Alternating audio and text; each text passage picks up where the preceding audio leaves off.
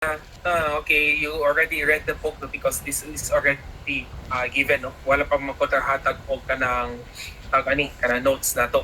So, which is naghimo pa ta karon. So, sa atong example, based sa kaning ni Maria pa sa example is natin simple beam no, and then we have a machine having a weight in the middle of the beam no. So, CP supported beam siya. So most likely our stiffness is our deflection is PL for 40. So the stiffness is around 48 EI, no? So the beam is made out of two standard S8, no? S8 section is British section na sad. And then nasa clear span of 12 feet, no? So ayun lang kabalaka kaya ang exam na to usually 8 meters man. So kani siya for the sake of kanang example, no? So natay cross-sectional moment of inertia is for this beam is around 128.4. So, ito man siya ka-beam. So, nato si machine, which is a rotor, is rotating at 300 rotations per minute, no? So, 300 rotations per minute. So, we'll be using that later. And its rotor is out of balance to the extent that iyang weight daw, which is ang katong rotor na weight, is naka siya na lapas of 40 pounds no at the eccentricity of 10 na inches no. So kani siya moto na usually ang uban motors or machines kay mo siya mo uyog man siya na mo siya mo tawag ani if wala siya naka-plaster o tarong mo siya mo lakaw siya. So ang common example is if you have washing machine na gubaon mo siya mo nga naman mo vibrate ang washing machine niya mo lakaw man siya to the left or to the right ba. So mo to siya usually ang example ani niya. So dili siya balanced. Okay? So what is the amplitude of the steady state response of if the equivalent viscous damping of the system is assumed to be 10% critical? So it's just a fancy way that you to say that your epsilon no, is 0.1. Okay? Pero atong kinahanglan is just the amplitude or ang iyang pinakadako na displacement or deflection sa kanya na beam. No? So, what I'm going to discuss kay kani siya, if presented like this, basin maglisod mo, no? So, I'm going to present it sa kaning ato ang notes para maka-step by step ta. Okay? But, what I'm going to do is I'm going to, just to save time, no? I'm going to snip this one.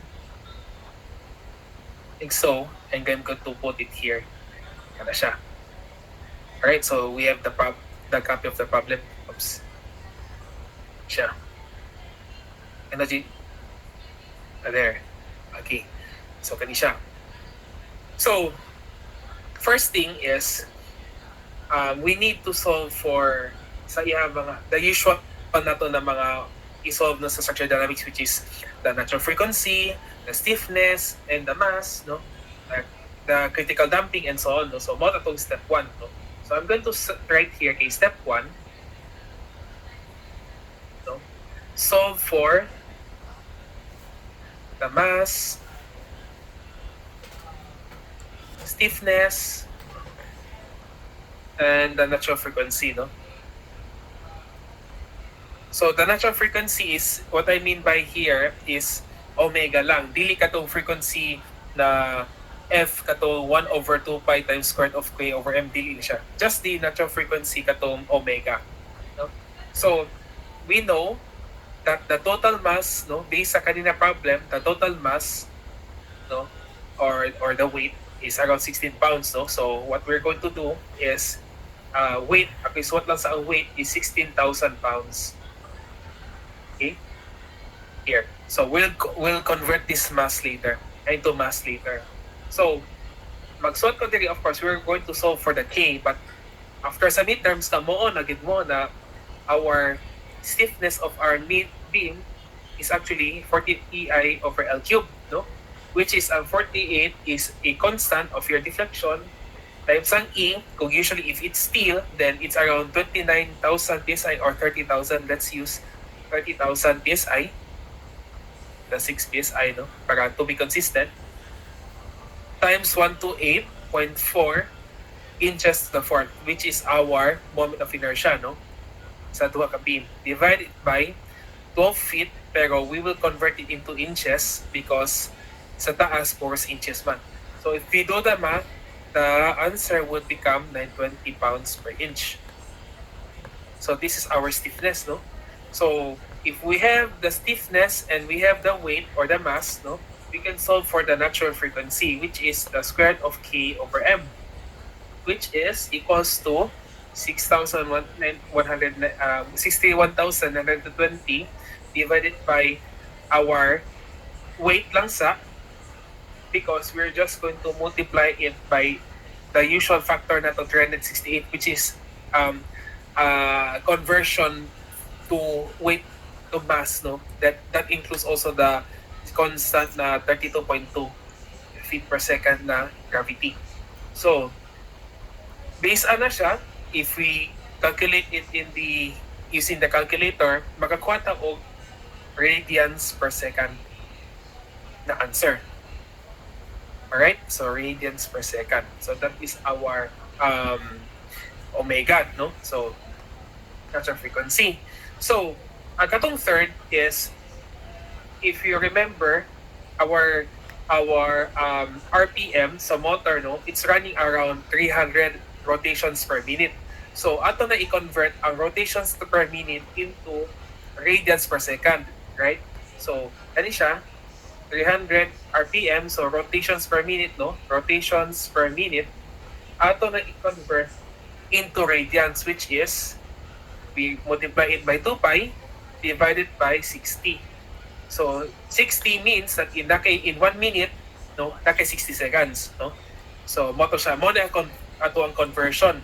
So if we are going to do the math again, we will get the answer of 31.41 radians per second. So if we have omega, which is the natural frequency, and the forcing frequency, no, omega bar, so we can actually get the amplification factor, R, no? So which is the ratio between the forcing function na frequency divided by our natural frequency, which is 31.41 radians per second divided by 38.65 radians per second. So nanotay factor, no, which is around 0.813. So what this means is, okay, at least wala siya na resonance, pero doon na, no? Doon na siya na-resonate. So if that is the case, if nanotay R, if we remember, I'm going to scroll back up, we want to solve for U, no? Asa taong pong U. Here, kani siya. But in terms of our where is it?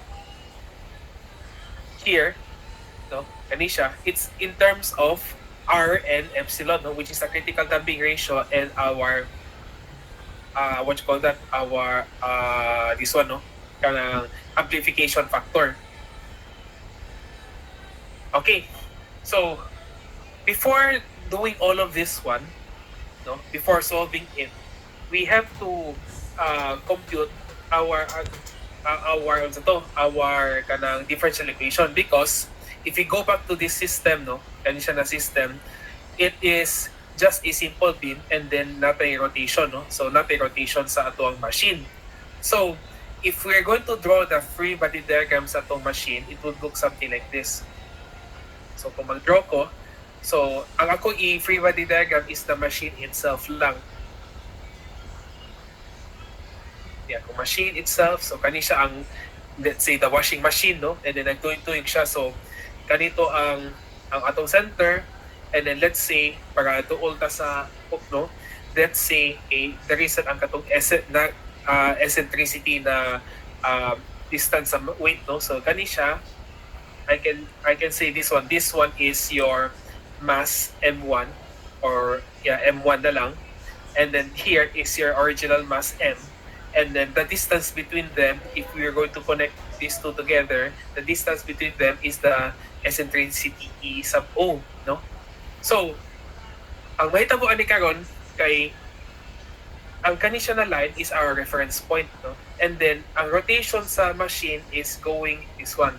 Ang kaning rotation is actually your omega times t. So meaning ana niya, the frequency of your rotation, no, the frequency of rotation sa kaning machine per time, no, times time.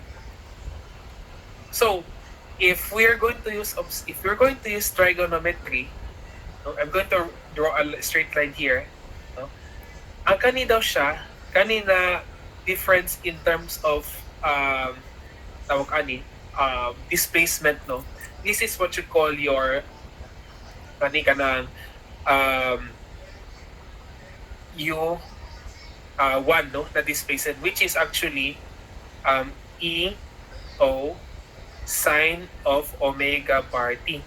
Ang meaning ana niya, nagamit ako kani siya na displacement, no, or sorry, kanina eccentricity, nagkuha ko siyang vertical component, and that is my my displacement, no, of the machine that is rotating around and around. So muusap-usap man na siya sa ang machine, no. So ang kanina state, it's your deflection is going up, no. So kung kani ato ang reference point U, no, so kani siya diri is actually U, right? So nagkina-move up man ang machine, so kani sad siya, kani na reference line is actually U sad. Kay if kani siya mo rotate ni siya, it pushes the machine upward. So na kay upward na component sa imong eccentricity, and at the same time na kay upward component which is the displacement, no. So this displacement is same as kanina displacement. So ang total displacement is actually U plus, which is our dynamic response, plus the machine's dynamic response pag yun. Okay?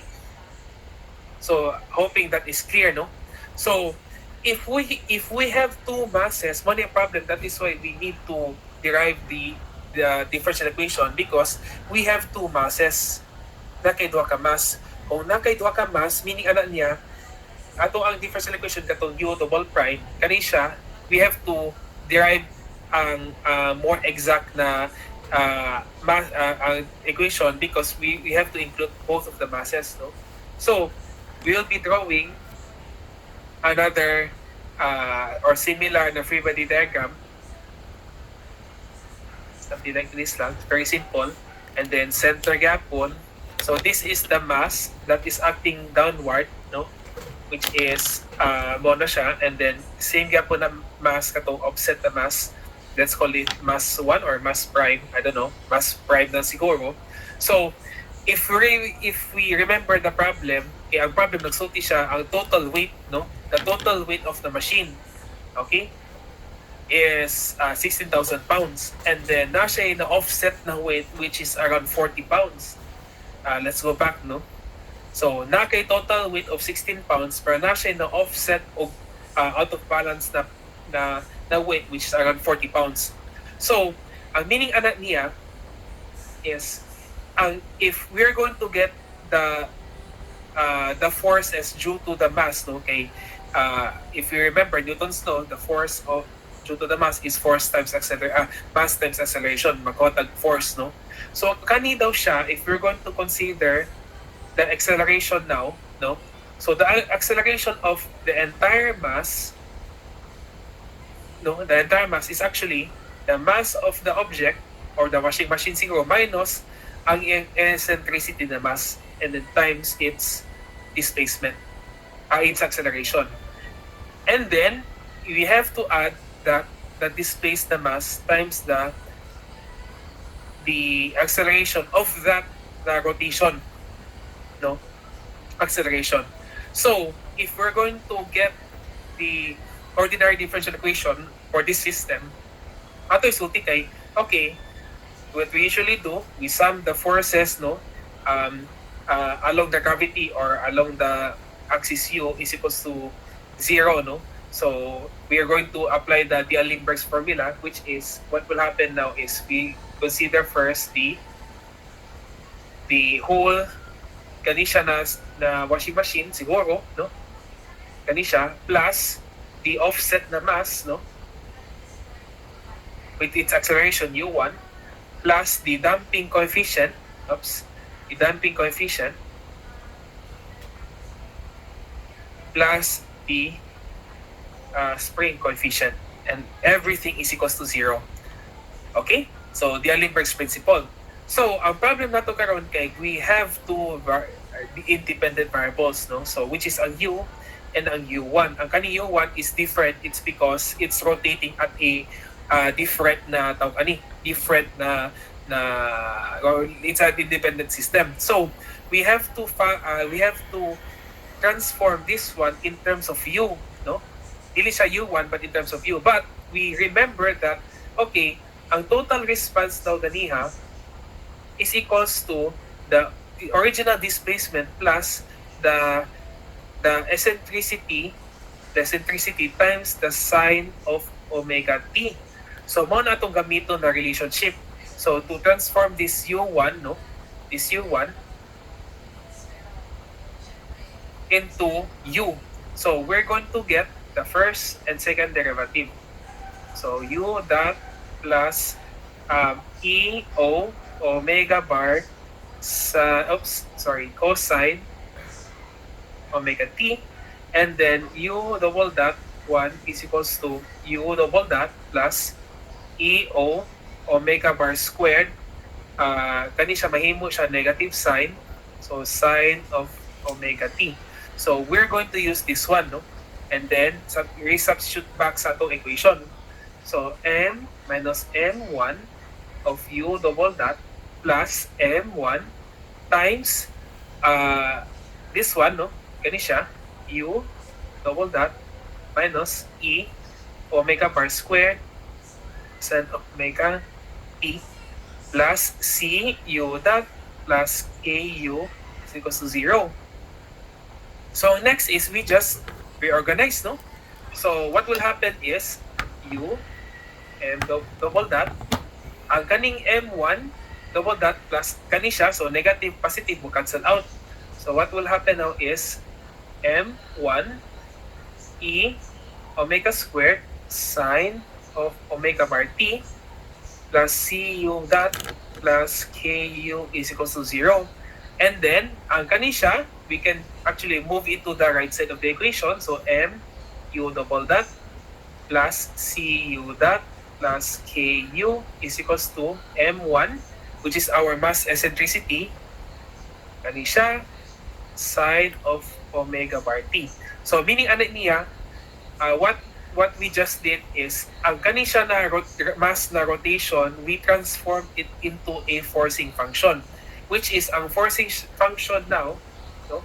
Ang iyang amplitude daw is not the amplitude but iyang unsa to, iyang FO kato atong gisuot na FO gani is actually M1 E omega squared. So mo na atong FO. So if we're going to substitute with its value, so unsa man ang MOs, it's actually 40 pounds, no? Ang eccentricity ana niya is around 10 inches, right? Let me go back. 10 inches. So 40 pounds, 10 inches. And then, ang last one is ang omega. So, unsa man atong omega na solve? So, ang omega nato is, dili painkiller, is kani siya, no? 31.41. So, times 31.41 radians per second. So, if we're going to do the math, we need to, of course, introduce the conversion, no, of 386. So, again, conversion from from pounds to slug, and then ang kani siya kay radians per second, no? So 1086. So ang FO now will actually be 1022 pounds. So from here, U, we can solve for the amplification factor U is equals to let's go back what we have derived earlier. Sa mga to U. U is actually kani. U is equals to FO times divided by the square root of whatever, no? So, kani siya. We're going to use this one na lang. So, FO, which is 1,022 divided by 61,920, which is FO over K, divided by 1 minus 0.813 squared plus 2 times 0.813 times 0.1 squared. Sa to, ako na copy paste later ang equation, no? So, kani siya na yung is actually FO over K times the square root of so F over K kani siya times the square root of 1 minus R squared plus 2 times epsilon R. So, ang meaning ana niya, just for the completeness of the solution, so FO over K, which is ang new static, no, na equation, A, and then ang kani sa 1, and then kaning 0.813 is ang R atong square, and then kaning 0.1 is actually our critical damping.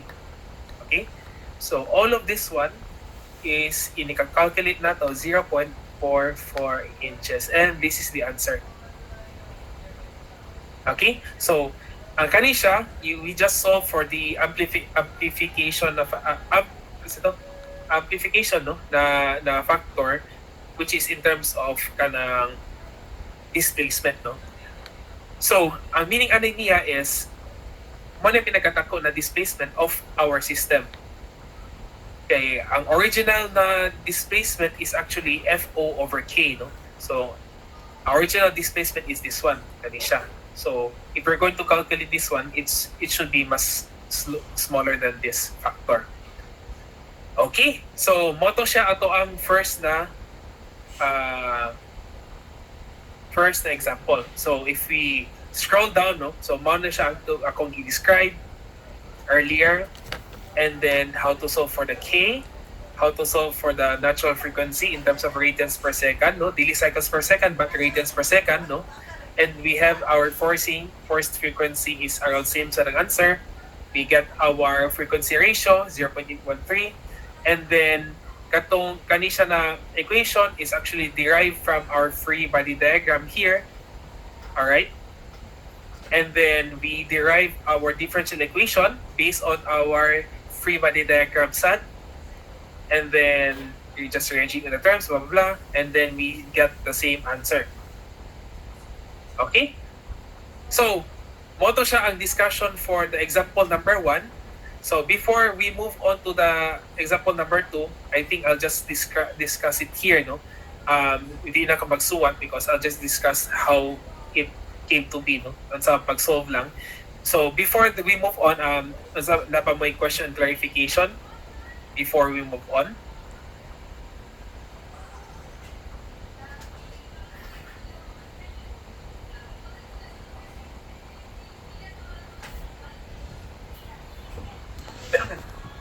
Okay, wala ka? Nakuha ka so far?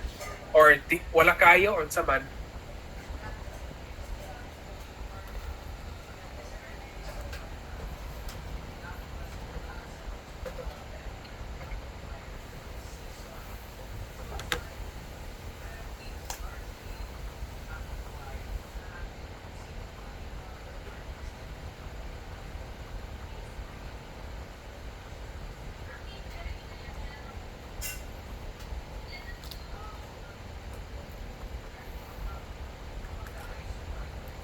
Okay, wala.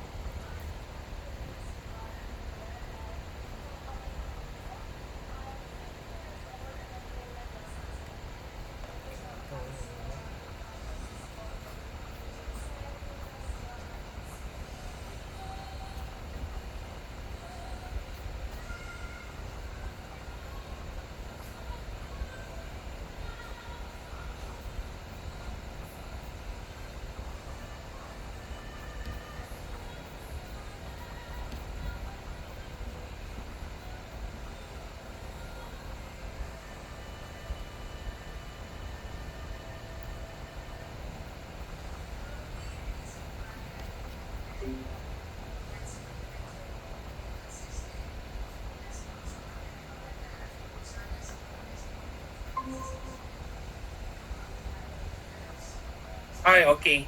So, ni-mute ako microphone. Why? Why? Alright. So, where did we miss, no? Sa asa ko na mute. Asa dapita.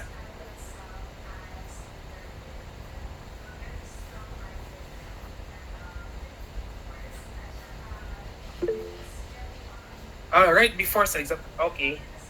Right. Okay, sige. I have to discuss everything again. Okay, sige. Okay, no?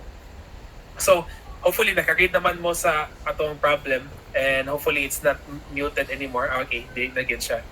Don't know what happened siguro. But anyway, so we have a frame here na naatay forcing function. Again, the forcing function. Then we have the weight. We have the height of the frame, which is around 3 meters or 15 feet. No? So we have a forcing function, which is a 200 sine 5.3t. So again, this one is based on hysteresis. From the structural laboratory na mo usually kung mag-testing taog frame or beams or unsa to, usually we need a reaction wall and we need to push our frame, no, in cycles. So pushing it until failure, no. And then we'll be assuming na 5% critical damping. And then ang atong kinahanglan is the steady state amplitude of vibration, so amplitude again, no. And then the next one is the maximum dynamic stress. So dynamic stress meaning moments and shear, no. So ang nahitabaan ni karon kay we have a forcing function now which is applied to the building. So since it's a dynamic na stresses, so nagitay more moments and shear due to the additional loading. Okay, naman kay inertia because inertia is involved na, no. So ato expectation, no, kaning 200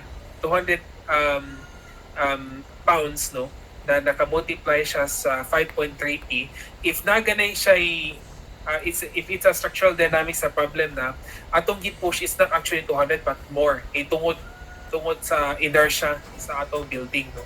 And the inertia is based upon your spring constant or the stiffness, no. So again, no, so if we are going to get the amplitude, no, so we need several things, no. So the natural frequency of our structure, our unsa to ato ang rotations per minute or sa atong forcing function which is given naman ganiha sa problem, sa atong critical damping which is ang epsilon which is given na 0.5, and then we need also to solve for our deflection, no. So first thing is kani siya. So kani K is actually our stiffness of our column. So nahitabo ni karon kay if you remember it's a pin. So ato ang K is 3EI over L, no. So 3E then pila ka buhok na column which is in this case is 2. So ito siya 3E times 2I over L cubed, no. So we going to substitute our values. So 3 times ang E, yang i-assume to be 30 times 10 to the 6 PSI gyapon. Then times 2 columns which is ang atong moment of inertia sa major direction is 69.2 based on the table sa AISC. So we'll be getting the answer na 2,136 pounds per inch, no. So ang next is kanisya ang displacement, no. May na lang kay if we have a force, no, that is acting to the right, and then if you see here ato ang UST, so which is our deflection static, is actually FO, which is our amplitude of our force divided by the stiffness. Kay same gapon ang relationship na force is equals to K times U, no, or K times displacement. So same gapon atong gigamit kanina relationship. So to solve for our natural frequency is just square root of K over M yapon, no. So kani siya. So square root of K over M is 2136 times our factor of conversion divided by 15,000 which is the weight, no. So we can get the 7.41 radians per second. And lastly is our R, which is our frequency ratio, the ratio between the machine rotating and divided by our natural frequency. In this case, it's 5.3. Asa nagikan na 5.3, it's actually here. omega, no, omega bar. So 5.3 tupad sa T. So man siya. So divided by our natural frequency, we get the ratio of 0.715, no.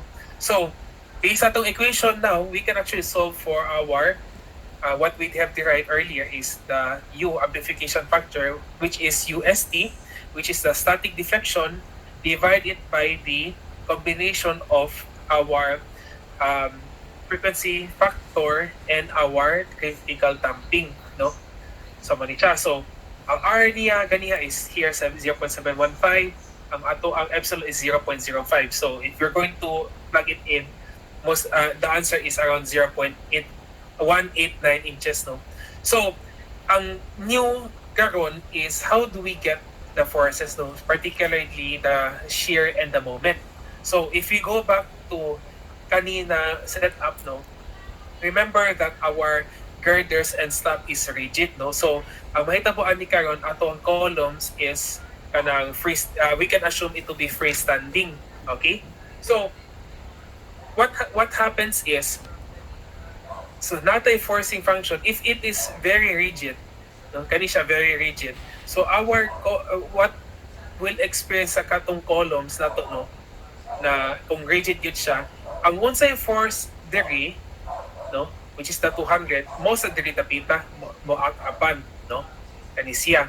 So to get the shear, no, so what you need to do to get the shear is we're going to multiply it, same gyapon na pamagi na we need to multiply it by K times U. So ang K karon is 3EI over L cubed. So that's the K, which is sa atong usa ra gyud ka column, no. Ang U nato karon is actually our dynamic na U, which is our deflection or the swing or the drift based on our dynamic na forces, no. So if you notice, no, usa ra ni siya ka value or siya atong gigamit kay or what you have noticed is ang force nato karon is 201.8, which is greater than our 200, which in this case is right because we more siya nahulog na kani siya na column is resisting this horizontal force as well as this one. So if mag free body diagram diri sa kanina joint, so 200 diri, 200 sa diri, so kanina column would being resisting by 200 na force, and also kanisa siya kung mag-summation ka sa joint 200 to the right, and of course the column will also resist 200 pounds on the left. So moto siya ang nahulog na 201.8 pounds is being resisted by both columns, no? So or each column. So if we have the shear, then easy na lang mag-compute sa bending moment because again, we assume this to be a cantilever column because this one is rigid. So since cantilever column, so mahitabo ani karon the maximum moment is your forcing function or your force, which is 201.8 times its entire length of the column, which is 15 feet, no. So that's what we will get sa kanina answer. So 201.8 times 15 feet is around 36,324 pound inch, no.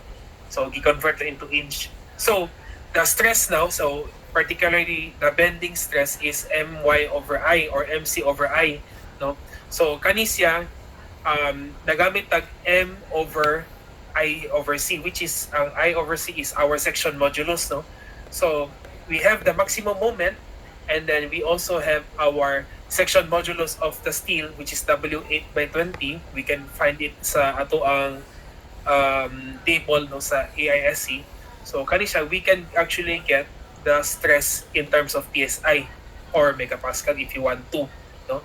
So kanisya, this is how you design your steel column.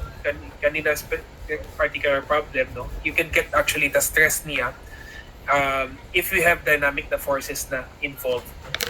Okay, so moto siya ang second example, but of course daghan pa tag example, and then mag-discuss po kog more examples. I'll be getting more examples from different discussions, no, and maybe I can get from one from my practice kay nasa ko gi-design karon that includes dynamic na forces, no.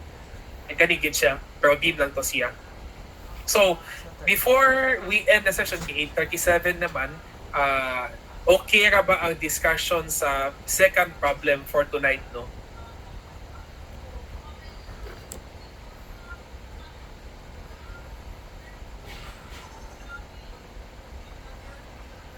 Okay, masiguro. So, okay, no? So, again, no, if we have questions, I'll be sending my notes. Naman sa pag-isuwat diri, another part of the notes, no? I'll be sending it tonight sa kanisha, and then, oops, okay. And then, next meeting, what, on sa may tabo next meeting is 13. Next week is, I think, Tuesday and Wednesday. As per memo sa USC sa kay walay trabaho or walay eskwela, no, or sa mong case walay trabaho because it's a regular holiday. So ang mahitabo ni karon kay, to be fair sa tanan, let's meet lang sa same sa online, no, 13, and then the next succeeding weeks kay dili na ta mag-online, mag-meet na ta face to face na. Okay, so by 13 mo na mahitabo, we'll be meeting online. So, of course, you can, if you have questions and clarification, you can just approach me sa office na mo or just chat yapon. And then, dili rata mag-meet sa Thursday and Friday. Dili na ta sa Saturday. Same time yapon. Okay, so, moto siya ang announcement. And then, most likely sa kanina holiday, I'll be continue checking your papers. Or tindaghan na pa ba, no? It's not looking good sa, but anyway, nakahatag naman ko sa solutions manual, so hopefully from looking at that, so basin motivated na mo to study more kay nakapasaman mo, no. So moto siya, so for tonight, no. So I'll be sending my notes, kato akong written notes, akong i-handwritten lang sa ni, wa pa ko ka-type because I have other stuff to do pa. So later on ako na i-hand and then I'll be sending it on that as well. So, any other questions and clarifications before we go?